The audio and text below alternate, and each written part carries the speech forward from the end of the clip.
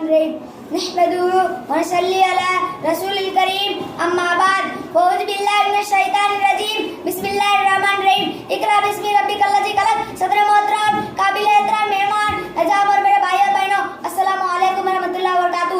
آج کی اس قربان محفل میں میری تقریر کا موضوع ہے تعلیم سکھاتی ہے زینت سلیقہ.